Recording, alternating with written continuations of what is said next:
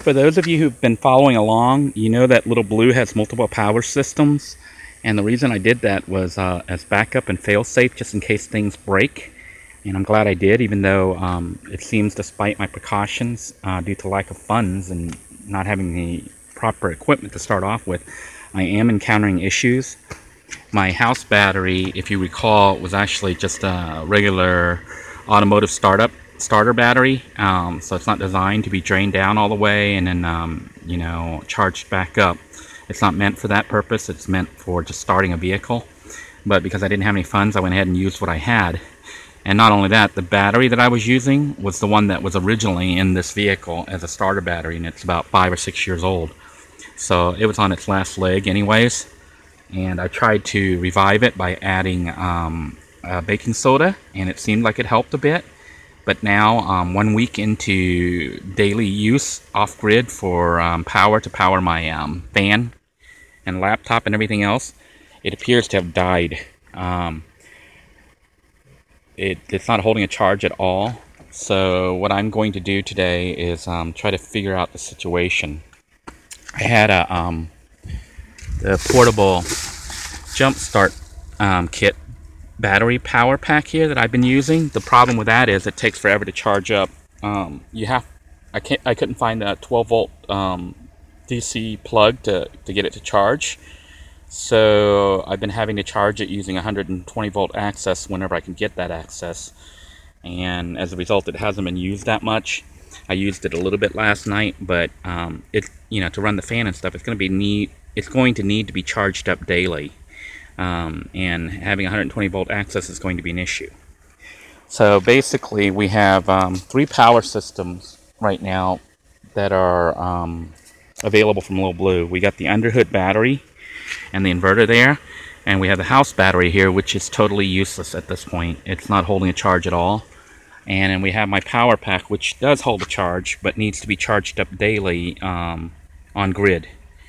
So what I'm going to try to do today before I leave this camp is probably disassemble this unit and take the battery out and try to hook it up directly to my vehicle battery using a jump start cable and charging it up to see if it'll hold the charge.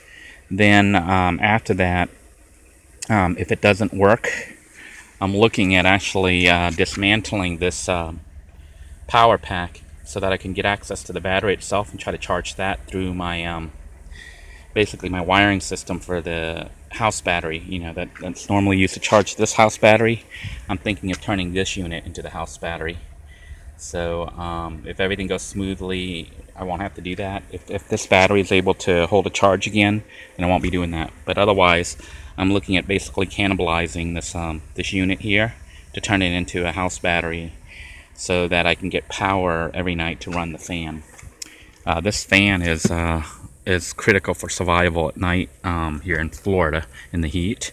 I've been using the fan and this water sprayer here, basically misting myself down, and the fan cools me down as it, you know, dries off the water, evaporates the water from me. It cools me down, has a really nice cooling effect. So from all the different methods of trying to stay cool in Florida, I think this is the most effective and simplest system, which is basically just getting a water sprayer, spraying yourself, and having a fan blow on you while you're trying to sleep.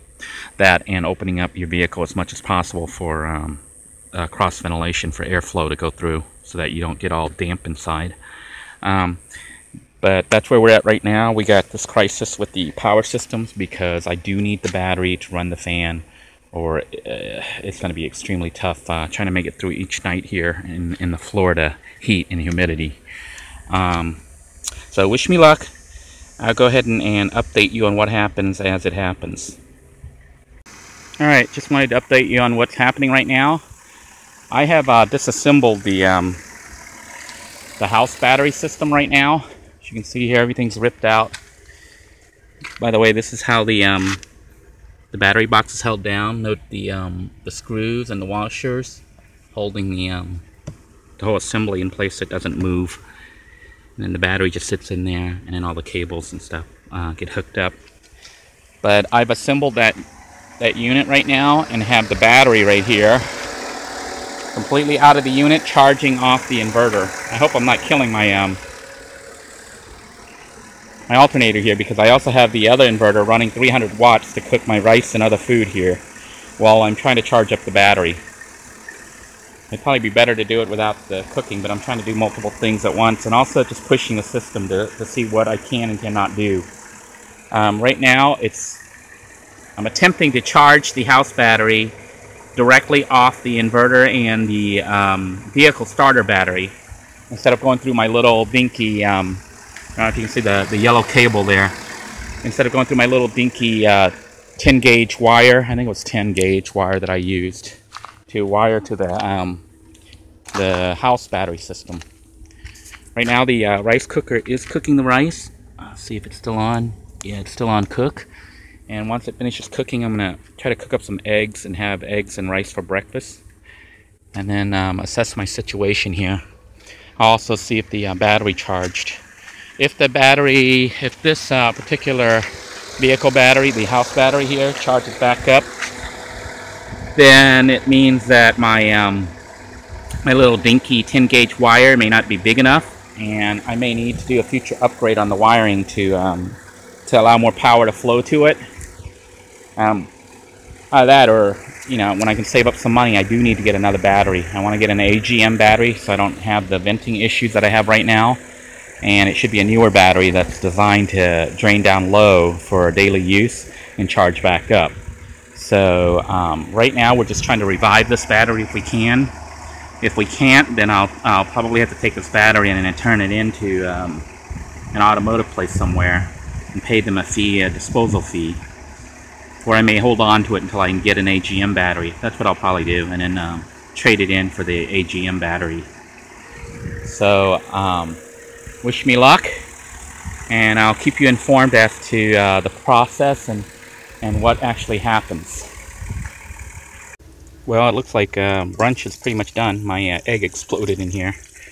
Good thing I had the lid on. I'm going to go ahead and power the system down, enjoy my brunch, and see how well the house battery charged up. Hopefully it charged up and I can still salvage it, because I don't really want to dismantle my boosted power pack. So I'll keep you updated. Alright, I just wanted to update you on what's going on. I took the house battery, which is this old starter battery, and had it plugged into, well, I was jumping it from my vehicle battery using the jump start cable, this cable right here. And it managed to charge some power back into it. Then I came and brought it back to install into the house battery enclosure and wanted to test the circuit to see if something was wrong, and sure enough there is something wrong. These little jumper clips are my wiring to the house battery, to the vehicle battery. The red line here goes to the line that's hooked up at the battery terminal, and then this black line is grounded here to the vehicle chassis. Now, if the circuit was complete, I should be able to turn this thing on, and as you can see, when I try to turn it on, nothing happens. So that means either my fuse is blown or I have a break in the circuit somewhere. So that's why the house battery wasn't charging back up. Somehow I've developed a short somewhere. There's a break in the circuit.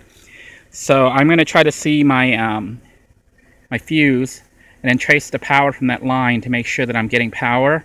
So it looks like everything might be okay. I just need to check my wiring and make sure that nothing became disconnected or a fuse hasn't blown, because the system essentially was no longer charging, and that's why the house battery went completely dead. So I'll let you know what happens with the repairs. Oh, I just realized I didn't show you a little tip here. This is the inverter, the house inverter, 750 watts, I think. Yeah, 750 watts. It's what I use for everything. And to make sure that it was not defective, I had to make sure that it worked. So what I did was I took the cables here, the black, and hooked it up to the black over here, which I'll go ahead and do now just to show you that it does work. The inverter here The black will go to the black, and the red, this is for the inverter right here, will go to the red here, the positive. So I'm going to hook this up right now, just to show you that it's not the inverter that's, see the spark there, so it's getting power. Now if I turn the unit on, you'll see it comes back on. And of course it's saying low, because it's at 10.9 volts. It needs to charge up some more. What I may do is I may take the house battery and let it sit and charge for a while, a little bit longer, and try to get it fully charged while I'm trying to diagnose this issue here with the power. I'll turn that thing off. But so we know that the inverter's working, which means that the problem was not with the inverter. The battery is still has a charge. When I charge it, it's not holding the charge very well, but at least it charges back up. The problem is in my wiring, either my positive terminal here, which is hooked up to the vehicle battery, or my ground right there. It's not completing a circuit.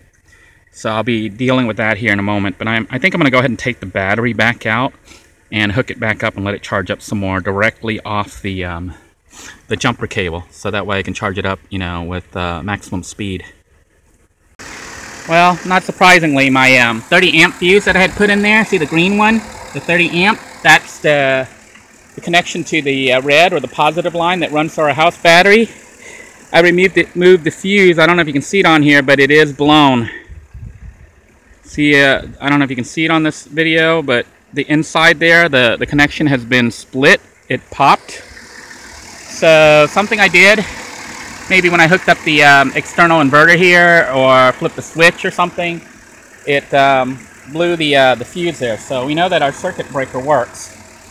And I've replaced this fuse, this 30 amp fuse, with the other one. So we're going to be testing it all out here in a moment. Meanwhile, I'm going to let this house battery charge up quite a bit. I'm going to try to get it up to full charge at 12.8 or so. And then reinstall everything, rehook everything back up, and then see how it all works. So hopefully I can do that within about 10-15 minutes. Alright, I'm retesting the circuit. As you can see, I took the inverter's black cable here, and I have clipped it to the black or the ground to our house battery system. And I've hooked up the red positive from the this red, the small wire here, goes to our house battery, and this other red goes to the inverter. So that should complete the circuit. And when I turn this on, you can see that it's coming on, and the power reading is like 13.6, 13.7, which is our house battery. Not our house battery right now, it's our vehicle battery charge. And the reason it's higher than 12.8 is because the inverter, I mean not the inverter, the alternator is spinning right now because we got the engine running. And it's not going higher than this because we're also pulling power right now to charge the second battery, or the house battery. So it looks like the system is working again. The fuse that had blown was what made it so that my house battery wasn't holding power. It wasn't getting any power. I'd been running it for the last couple days and noticed the system kept saying low, but I thought it was just not charging so well. It turns out that it wasn't charging at all. So somehow the fuse was blown, which, I mean, it's good because we know now that our circuit's working correctly. When something went wrong, the circuit blew like it's supposed to. I just got to figure out what's causing it to blow. If it keeps happening again and again, if it only happens once, then, you know, it's just a quirk. Something happened and the voltage went up really high and it caused the fuse to blow. But for now, we know that the wiring's still good. All I need to do is plug in the house battery, hook everything up, check to make sure that it's charging while I drive, and we're back in business. So this was pretty good. It was a fix that didn't really cost me anything, just recognizing that there was a problem and tracing it, you know. So basically I knew that the house battery wasn't holding a charge. It, you know, it was like drained, and that made me suspect that maybe the battery was indeed still bad, but it turned out it wasn't a battery issue.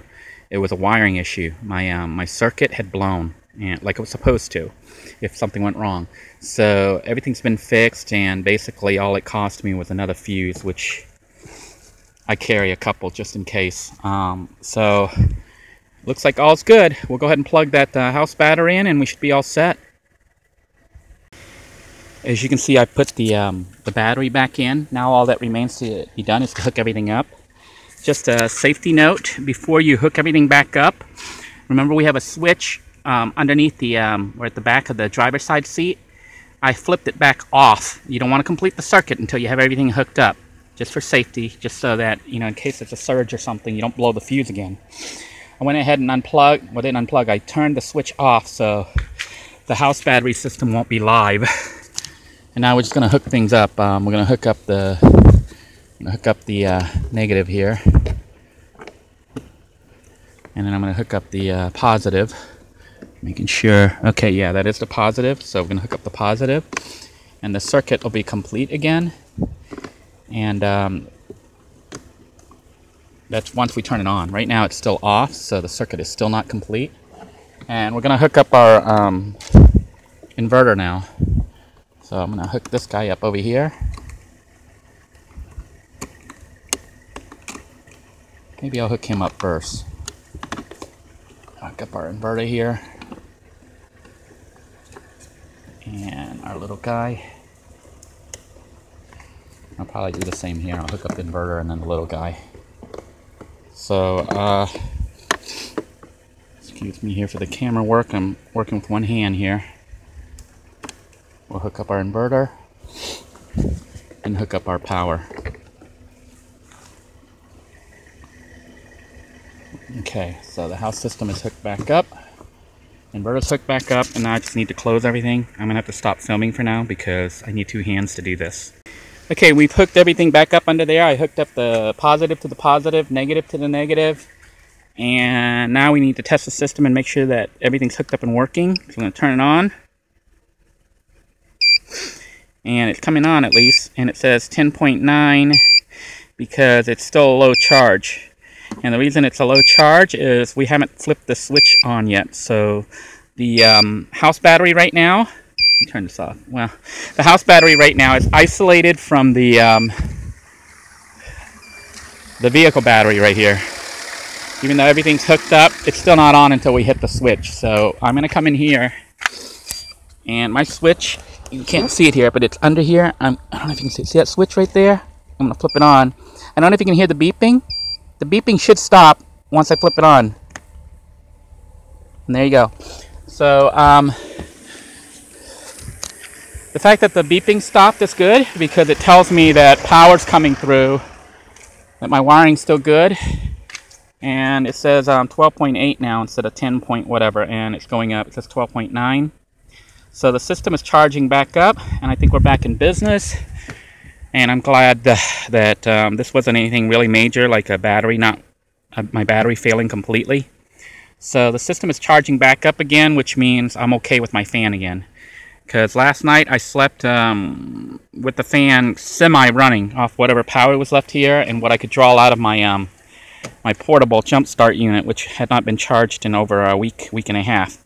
So power is coming back through the system and charging up the house battery right now. So with any luck, the house battery will continue to hold power, and I'll continue to be able to using my fan at night, as well as my laptop and everything else I need to work off this house battery system. So hopefully you found this information useful for troubleshooting if your power system goes out. And if you give this video a thumbs up, share it, and subscribe to the channel, I would sure appreciate it. Thank you. Alright, the power issue has been figured out. I was able to resolve the power issue in my last episode, and now Lil Blue has house power again. Let's see here. Yeah, system says 13 point whatever because it is the switch that isolates the house battery and the vehicle battery is currently on, which means the two batteries are connected, and the house battery is now getting power from the alternator to charge back up. So this was a really big relief because I'll be able to run the fan at night and not cook in this Florida heat. I can also work as office mode and use the fan on my back, you know, to stay cool while I'm working from the vehicle. So right now I've got everything packed up. I'll power this down just so it charges up a little bit faster. You see I'm charging up my phone and everything. This is how I keep all my electronics charged up while I'm off grid here. But I've got our water catchment system, our bleach, and I'm going to look for another spot around here in the compound to see if I can't find a safer camping spot, one that's not going to have zombies or undead walking up to me in the middle of the night trying to bust in. If I can't find one, I'll probably bring this container and the bleach back here and leave it here. And just leave it at this spot here. What used to be known as Camp Freedom 1. And now I call it the Abandoned Zombie Camp. I'll leave it here just for basically for me to stop by if I need water and see if it's still here, or if anyone else finds it, they can use it. If I can't find a new spot to set up a semi-permanent camp while I'm still stuck here in Brevard County. So that's it, and I'll bring you along on this journey as we quest for a new camp spot.